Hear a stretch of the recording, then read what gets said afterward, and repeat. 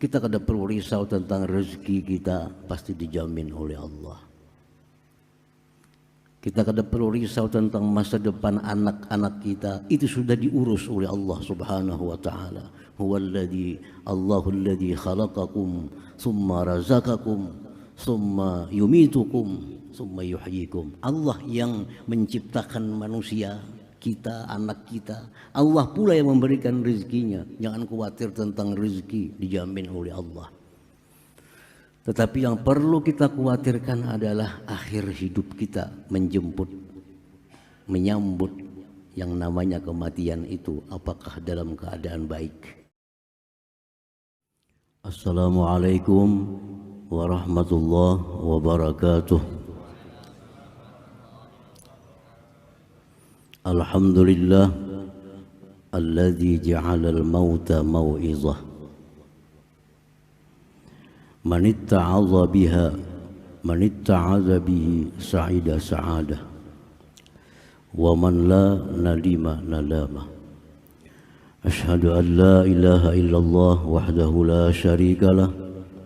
Wa ashhadu anna Muhammadan abduhu wa rasuluhu wa la nabiyya ba'dah. Allahumma salli wa sallim wa barik ala sayyidina Muhammadin khairil wara sajiyah wa ala alihi wa ashabihi wa zurriyyatihi wa atba'ihi ila yaumil qiyamah, amma ba'd. Yang kita muliakan para habaib dan para alim ulama, guru-guru agama,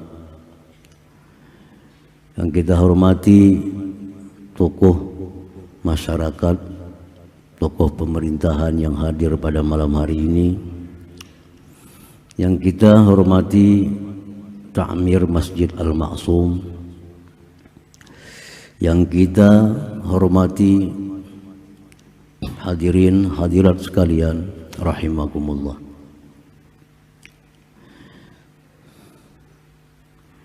Puji dan syukur yang tidak terhingga kita haturkan kehadirat Allah Subhanahu wa ta'ala, yang mana pada malam ini kita diizinkan oleh Allah diberi petunjuk dan pertolongan sehingga bisa berkumpul di Masjid Al-Ma'sum yang penuh berkah dan rahmat ini. Kita berharap kepada Allah, perkumpulan kita malam ini perkumpulan yang diridhai oleh Allah Subhanahu wa ta'ala, perkumpulan yang akan menambah ketakwaan kita kepada Allah, perkumpulan yang nanti kita banggakan di hadapan Allah Subhanahu wa ta'ala. Amin ya rabbal alamin. Salawat dan salam atas junjungan kita Nabi besar Muhammad sallallahu alaihi wasallam dan seluruh keluarga, para sahabat, zurriyat dan pengikut beliau sampai hari kiamat nantinya. Hadirin hadirat yang dimuliakan Allah,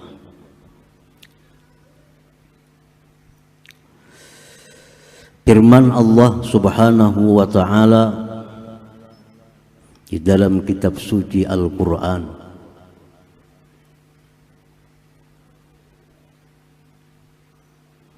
A'udzu billahi minasy syaithanir rajim. Kullu nafsin dha'iqatul maut wa innama tuwaffawna ujurakum yaumal qiyamah. Faman zuhziha 'anil nar wa udkhilal jannah faqad faz, ila akhir ayat. Arti terjemah dari firman Allah tersebut, tiap-tiap yang bernyawa akan merasakan kematian. Tiap-tiap yang bernyawa akan merasakan kematian. Dan hanya saja disempurnakan balasan kalian pada hari kiamat nanti. Barang siapa yang dijauhkan dari neraka dan dimasukkan ke dalam surga, maka sungguh dialah yang beruntung. Nah, hadirin hadirat yang dimuliakan Allah.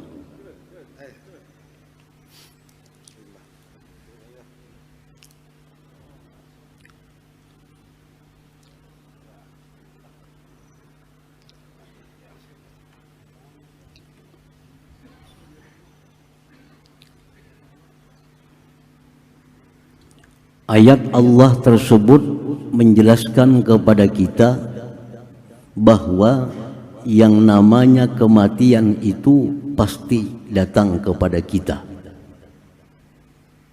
dan tidak ada jalan sedikit pun untuk bisa menghindar dari kematian bila sudah sampai ajalnya.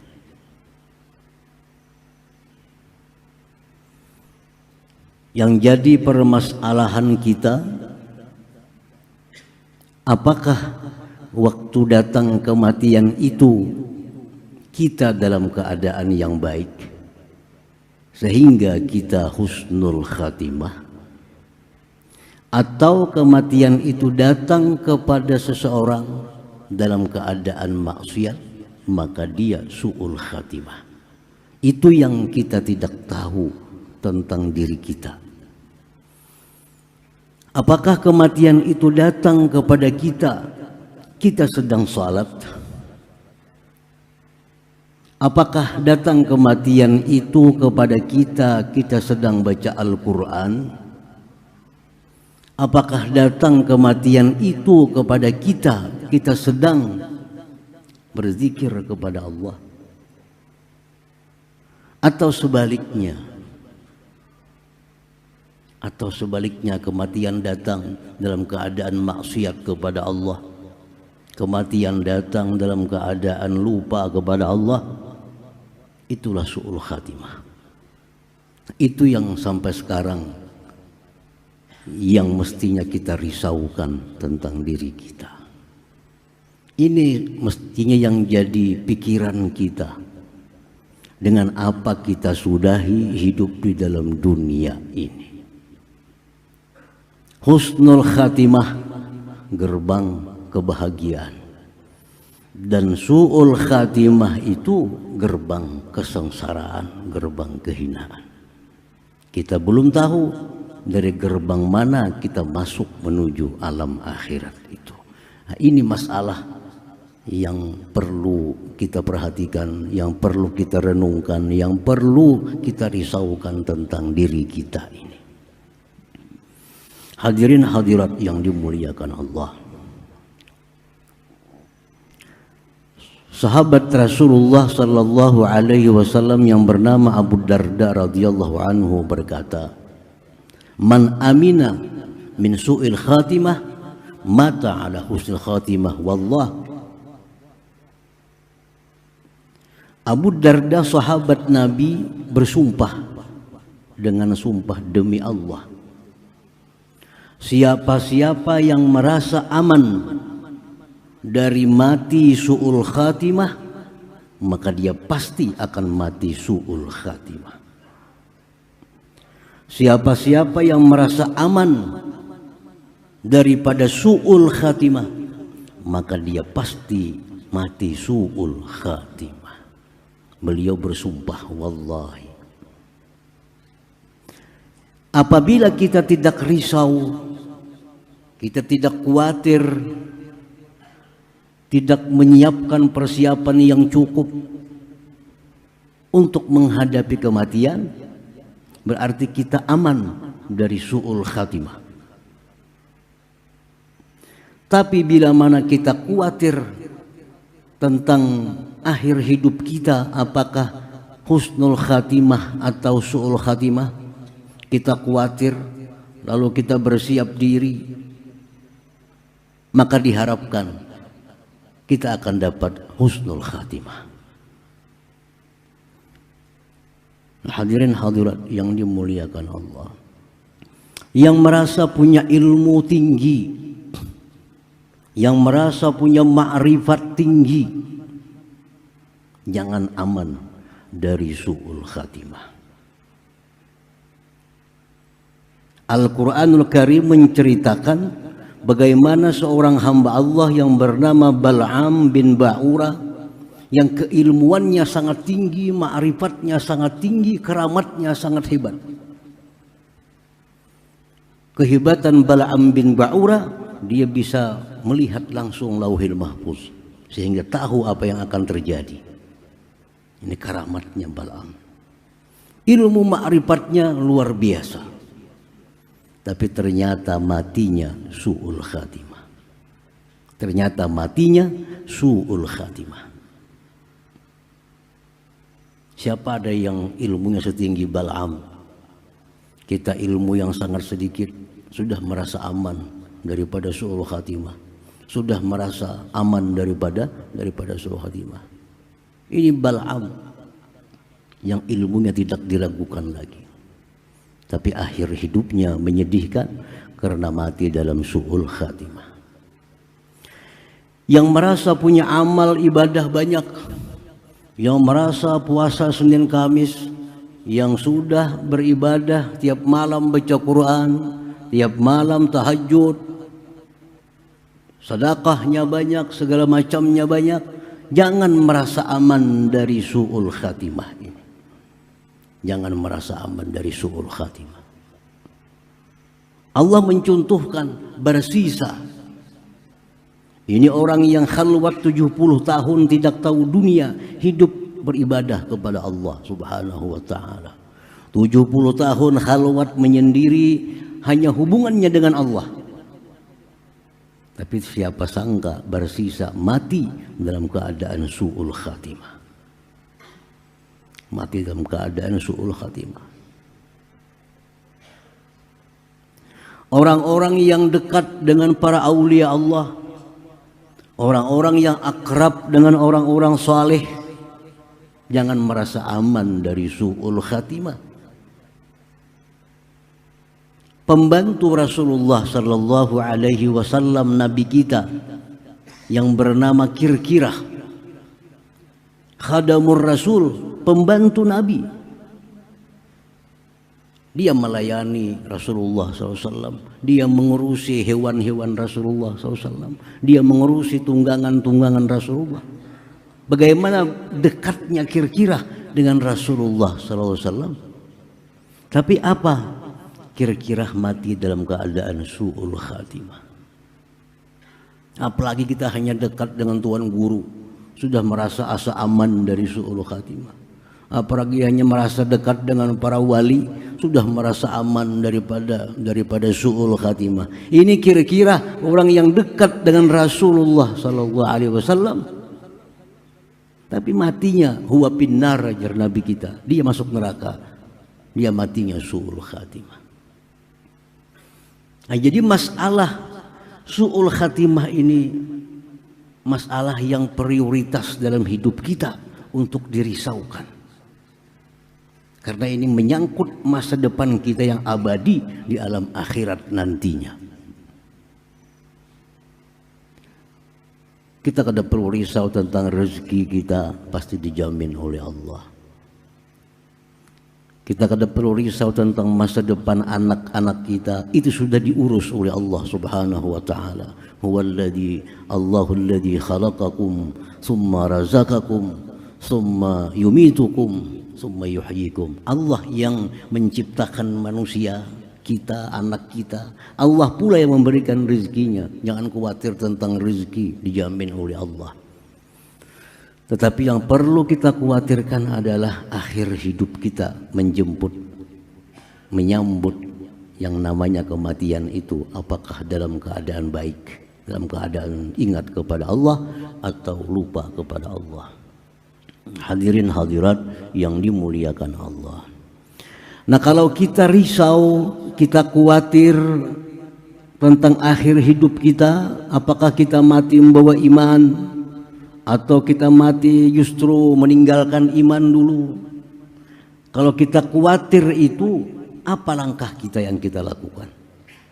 Apa persiapan kita yang kita lakukan?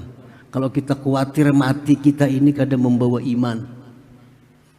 Kalau hanya sekedar khawatir, tapi tidak ada langkah yang dilakukan, itu namanya gurur terperdaya. Kayak apakah akhirnya kita nih mati? Beriman juga kah? Hanya ingat situ aja. Tapi apa langkah yang dikerjakan? Apa ada usaha yang kita kerjakan untuk menutupi kekhawatiran kita itu? Kita khawatir isuk liding mati. Hari ini sudah beciok banyu. Kenapa? Isuk bakal mati. Pengumuman malam ini kita malam isuk lampu PLN pajak. Hari ini sudah kita siapkan segala macam. Nah itu yang bujur. Itu yang bujur. Kalau kita tahu bahwa mati kita ini husnul khatimah atau su'ul khatimah, apa persiapan kita untuk menghadapi kematian itu? Nah, Rasulullah sallallahu alaihi wasallam memberikan petunjuk, arahan kepada kita persiapan untuk menghadapi kematian supaya mati itu husnul khatimah. Nah, Nabi kita memberikan pelajaran kepada kita, memberikan arahan petunjuk kepada kita agar kita bersedia, agar kita bersiap untuk menghadapi kematian supaya kematian itu husnul khatimah. Husnul khatimah itu yang paling rendah, mati membawa iman. Mati membawa iman.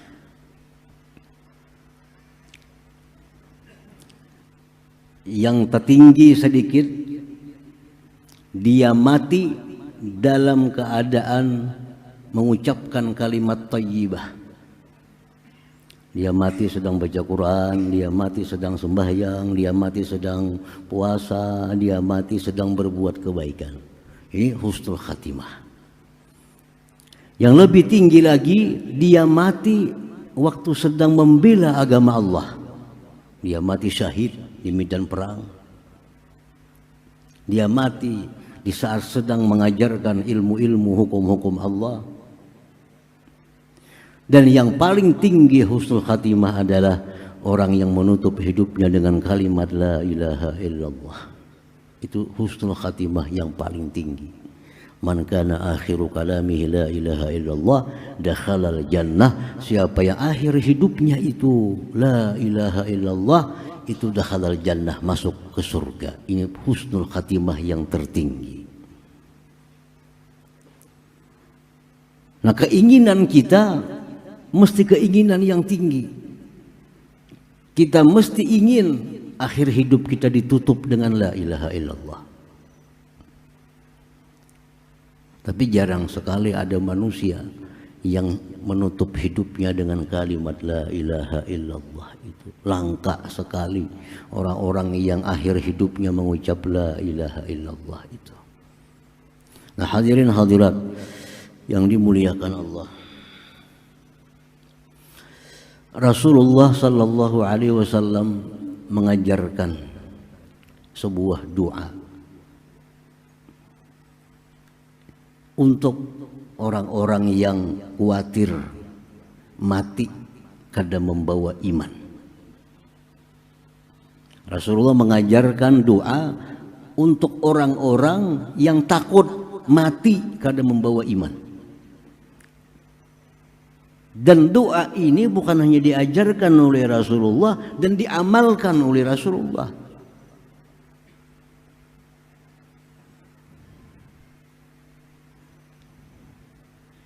Apa doa Nabi sallallahu alaihi wasallam? Allahumma ja'al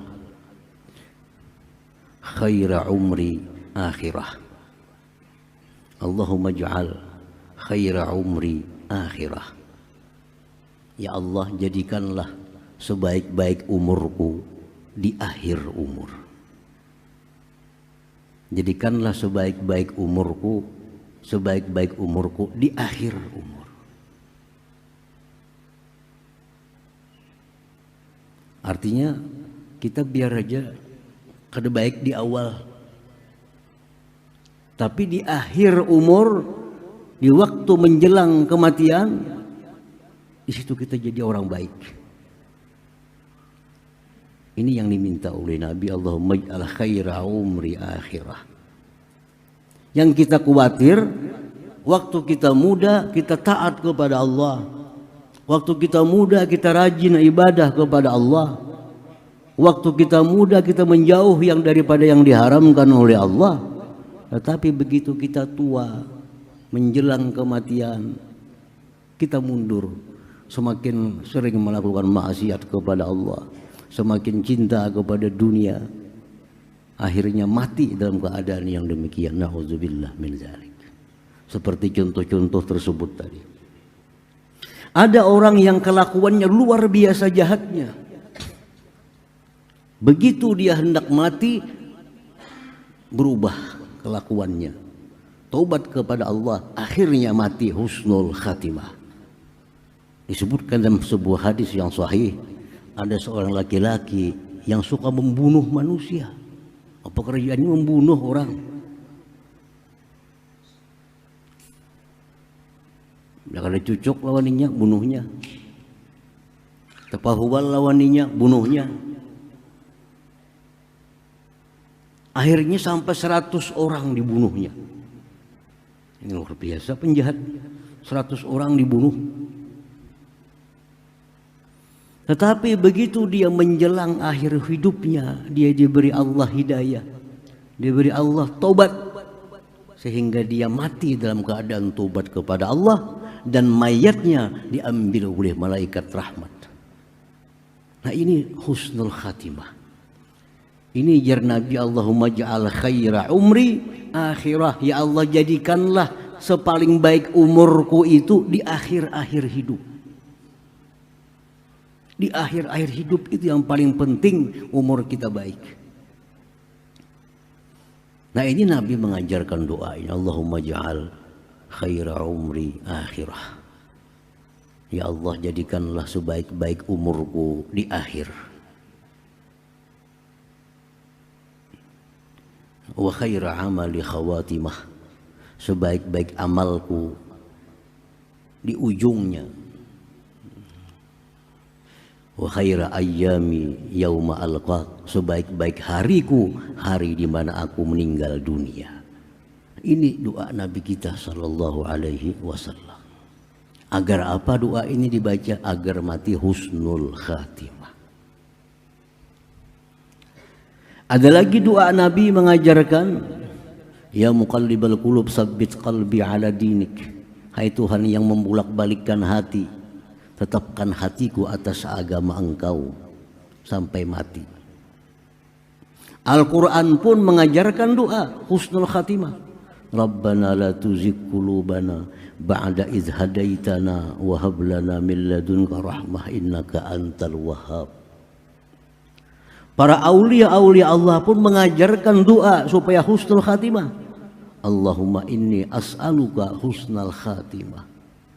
Jadi begitu pentingnya husnul khatimah ini untuk jadi perhatian kita. Al-Quran mengajarkan doanya, Nabi-Nabi mengajarkan doanya, para aulia Allah mengajarkan doanya supaya mati husnul khatimah.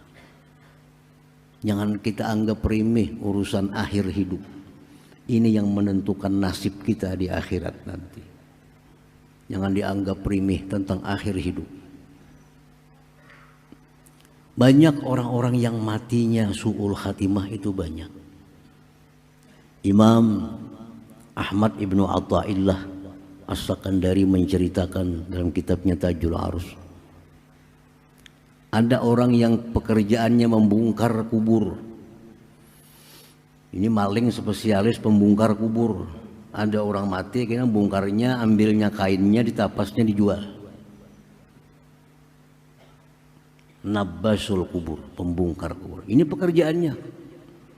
Ada orang mati, bila kata dijaga kuburnya 2-3 hari, tak bongkar tuh. Kenapa? Mau ambil kain kapan aja diambil, dijual gitu. Ini pekerjaannya. Berapa kubur sudah yang dibongkarnya? Kada kau menghitung lagi. Akhirnya tukang bongkar kubur ini tobat kepada Allah Subhanahu wa taala, tobat kepada Allah. Ampih megawin itu. Lalu dia bercerita kepada imam, kepada seorang syekh, wahai tuan guru, ulun ini pekerjaan tukang bongkar kubur kaum muslimin. Ulun hitung ada 1000 kubur yang ulun bongkar dari kubur muslimin. 1000 orang itu keadaannya dalam kubur membelakangi kiblat. Artinya apa? Matinya su'ul khatimah.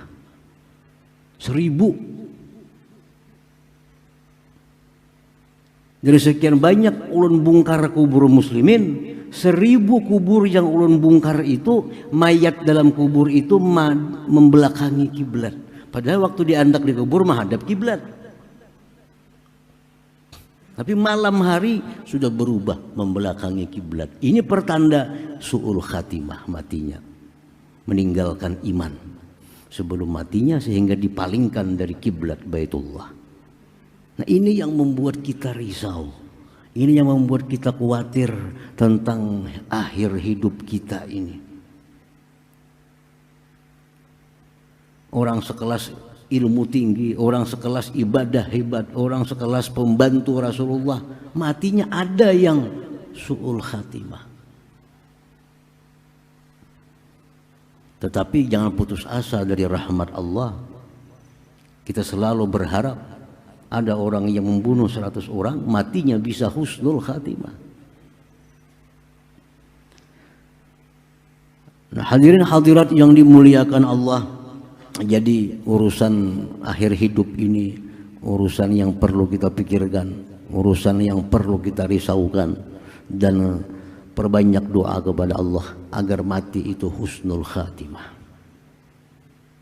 Habis sembahyang 5 waktu berdoa kepada Allah, Allahumma inni as'aluka husnul khatimah. Ya Allah, aku minta kepada Engkau mati husnul khatimah.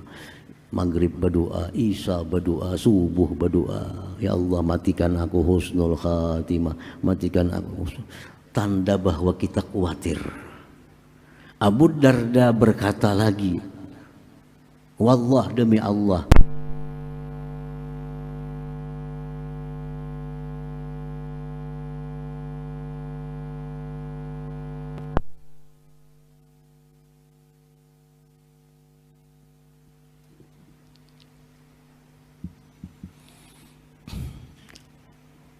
Abu Darda sahabat Nabi berkata lagi, barang siapa yang khawatir matinya su'ul khatimah, siapa yang khawatir matinya su'ul khatimah, dia akan mati husnul khatimah. Bersumpah lagi Abu Darda, wallah, demi Allah, siapa-siapa yang khawatir matinya su'ul khatimah, dia akan mati husnul khatimah. Nah, tanda kita khawatir mati kita itu su'ul khatimah, kita minta kepada Allah agar dimatikan dalam husnul khatimah. Hadirin hadirat yang dimuliakan Allah. Nah, ini pertama yang berkaitan dengan urusan kematian ini adalah risaunya kita mengakhiri hidup dalam dunia ini, apakah dengan baik atau dengan tidak baik. Kemudian yang kedua yang berkaitan dengan maut yang pasti akan kita jumpai adalah sakratul maut. Al-Quran mengatakan wajaat sakratul mauti bil haq. Sakratul maut itu pasti datang. Sakratul maut itu, sakratul maut adalah sesuatu keadaan menjelang kematian yang dahsyatnya luar biasa. Ini diceritakan oleh Nabi. Bagaimana dahsyatnya sakratul maut itu luar biasa. Diceritakan oleh Nabi, karena yang mati kada berkisah. Jangan mati dan berkisah, kita ini tuh bersemuaan sudah. Cuma yang mati-mati ini kan ada berkisah. Nabi yang mengisahkan dan Nabi maha benar. Ujar Nabi, sakratul maut itu sesuatu yang sangat dahsyat. Apa dahsyatnya? Satu, tubuh yang sangat sakit menjelang roh keluar tubuh. Kayak apa sakitnya? Nabi mengatakan seperti dipukul 300 kali dengan pedang. Itu sakitnya sakratul maut. Itu hanya dirasakan oleh orang yang mengalaminya. Sakit tubuh. Dua, sakit hati. Kenapa hati sakit? Meninggalkan anak, berpisah lawan bini, berpisah dengan harta, berpisah dengan jabatan, berpisah dengan toko, berpisah dengan duit. Tak pikir duit kurang banyak padang dibagi-bagi orang kaina. Kabunku dibagi-bagi orang, tokoku dibagi-bagi orang. Sakitnya hati luar biasa orang dalam sakratul maut itu. Yang ketiga, banyaknya godaan-godaan yang datang yang akan membuat iman kita tertinggal. Tiga hal ini yang dihadapi. Makanya disebut sakratul maut. Keadaan kematian yang sangat mendahsyatkan kita itu. Awak sudah sakit, hati sakit, tambah lagi banyaknya waswis godaan kiri kanan yang menyuruh kita keluar dari Islam. Semua ini diceritakan oleh Nabi Sallallahu Alaihi Wasallam. Karena hal-hal seperti ini kada bisa lain pada Nabi yang menceritakan. Nah, Nabi kita Sallallahu Alaihi Wasallam begitu menceritakan demikian, Nabi pun juga memberikan jalan kepada kita untuk dapat keringanan-keringanan di waktu sakratul maut itu. Tubuh yang sakit waktu dicabut roh itu akan menjadi ringan, apabila dibacakan Yasin di hadapan orang yang sakratul maut itu. Kenapa sebabnya? Karena roh ini dia senang dengan surah Yasin, sehingga dia cepat keluar dari tubuh itu. Iqra'u ala mautakum Yasin. Bacakan jar Nabi orang dalam sakarat itu surah Yasin. Ini meringankan sakit keluar roh. Ini orang sakarat yang sudah tapi mahirani lagi dikiyau kadang menyinggai lagi. Bacakan Yasin. Itu mempermudah keluar rohnya. Mempermudah keluar roh. Imam Al-Ghazali radhiyallahu anhu dalam tafsir beliau, tafsir Al-Ghazali, beliau menafsirkan ayat Rabbana la tuzigh qulubana ba'da idh hadaitana wa hab lana min ladunka rahmah innaka antal wahhab. Beliau menafsirkan itu, ujar Imam Ghazali, di waktu seorang muslim itu sakarat, iblis mengirim pasukan. Untuk apa? Untuk menggelincirkan orang ini dari Islam. Dikirimlah oleh iblis pasukan-pasukan. Dan pasukan-pasukan ini menyerupai orang-orang yang kita cintai dalam dunia, menyerupai orang-orang yang seringkali kita minta nasihat kepadanya. Kalau abah kita sudah mati, datanglah iblis menyerupai abah. Apa aja iblis nih? Nak, abah terdahulu sudah mati. Ikam pindah agama. Ini abah nih salah sudah. Ikam barang yang selamat. Ikam pindah dari Islam. Pilih agama Yahudi, itu selamat. Kita dalam keadaan sakaratul maut. Nang di sekeliling kita ini kada tahu. Tapi yang sakaratul maut ini melihat itu. Melihat.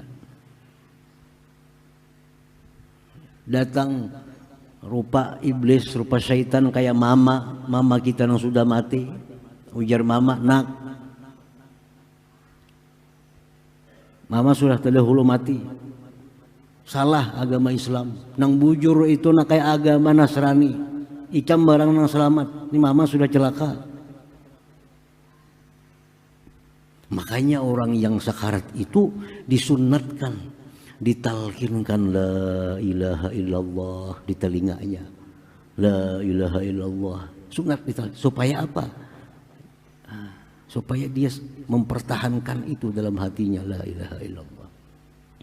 Datang guru, syaitan berupa guru, syaitan datang berupa wali, datang. Ini guru yang kita agungkan dalam dunia, ini guru yang kita muliakan dalam dunia, ini guru yang kita taati dalam dunia. Datang lawan bulang-bulang, lawan jubah-jubah. Hei muridku, aku sudah mati, aku Islam. Ternyata salah. Nyatakan nang bujur itu lain Islam agama. Tempileh hendak Nasrani itu bujur, Yahudi itu bujur. Ini jar guru kita. Syaitan menyerupai guru. Nah kalau orang yang sakarat ini kurang imannya kepada Allah, pasti dia akan tergelincir saat itu.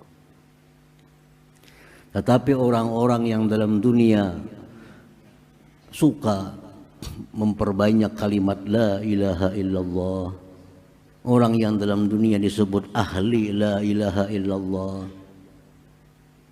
turunlah Jibril diutus oleh Allah. Wahab lana min ladunka rahmah. Rahmah itu Jibril, ujar Imam Ghazali. Datang Jibril menghalau syaitan-syaitan ini. Datang Jibril menghalau syaitan-syaitan ini. Sehingga Jibril yang mengatakan kepada kita, tetap ala la ilaha illallah, atas la ilaha illallah. Nah bagaimana caranya kita menghadapi semua yang berat-berat ini? Sudah diajarkan oleh Rasulullah sallallahu alaihi wasallam. Nah perbanyaklah di dalam hidup ini mengucap kalimat la ilaha illallah, la ilaha illallah, la ilaha illallah. Perbanyak, karena itu akan sangat berguna, sangat bermanfaat, terutama di waktu kita sakaratul maut, dalam menghadapi godaan-godaan setan-setan yang menyerupai mama kita, menyerupai abah kita, menyerupai guru kita. Dan pada saat itu belum ada syafaat Rasulullah sallallahu alaihi wasallam. Syafaat Nabi itu adanya di padang mahsyar nantinya.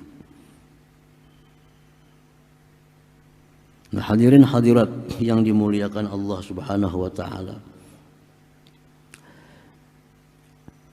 Jadi kesimpulan daripada apa yang kita kaji pada malam hari ini adalah, pertama, kita selalu merisaukan akhir hidup kita.